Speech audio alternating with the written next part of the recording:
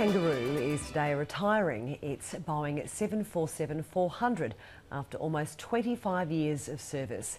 And today the aircraft, which flew the first non-stop flight from London to Sydney in 1989, is being gifted to the Historical Aviation Restoration Society. Joining me live now from Illawarra Regional Airport is Sky News reporter Dan Murphy. And Dan, a bit of a retirement party today for the 747-400. Absolutely, Vanessa, you definitely could describe it as a retirement party. This Boeing 747-400 that you can see behind me has been in service for more than 25 years. It's flown more than 4 million passengers around the world, taken 13,000 flights and travelled more than 85 million kilometres. But its final journey to Illawarra Regional Airport was very short, just 15 minutes. It took off from Sydney Airport before making an almost perfect landing here at Illawarra Regional Airport for its retirement. I spoke to the captain on board shortly after landing. Take a listen. Always a sad day to see an aircraft retire. It's always a bit emotional, shutting the engines down for the last time. But when you look at where this aircraft's going, down to the Illawarra Regional Airport here, and more specifically to the Historic Aircraft Restoration Society, you know that it's in good hands down here. It's a sad day, absolutely, but it's going to a great museum.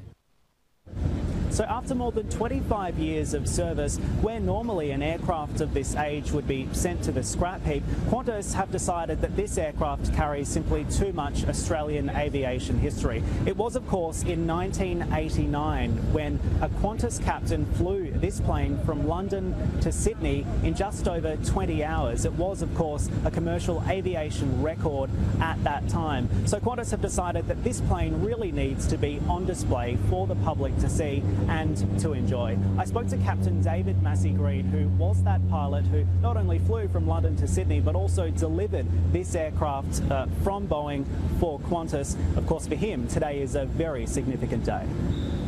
Just explain to me how significant today is for you. A very emotional situation for me, having been involved with this aircraft right from its very beginning, to see it here on its final landing. The number of people here today just demonstrates how deep aviation is in the Australian psyche. Dan, how much preparation went into today's landing? It's a fairly slender airstrip there, isn't it, at Illawarra? That's right, and there was a lot of concern about today's landing. Of course, it's not every day that a Boeing 747 would land on a runway that's only 1,800 metres in length. So the pilots on board the aircraft, there were 4 of them, have a collective 50,000 of flying hours experience. And for them, they trained for months in preparation of today's landing, not only practicing in a flight simulator, but also coming to Illawarra Regional Airport to have a look at the tarmac and the runway to ensure that it was safe to land on. And the pilots have also been in constant communication with Boeing as well to make sure that the specifications on the aircraft were safe for it to land here. The tyre pressure had to be changed, and because of the sheer size of the aircraft as well, all 4 engines were hanging over the side of the runway when it landed, and that meant that the pilots weren't actually able to use reverse thrust. So of course, when you are on a plane, when it lands, the pilots would pull the engines into reverse to help slow it down. Well, they couldn't do that because it would have flicked gravel and grass into the engines, which still have commercial value to Qantas. So it was a very challenging landing for these pilots today, but thanks to the skill of these Qantas pilots, they did pull it off with perfect execution.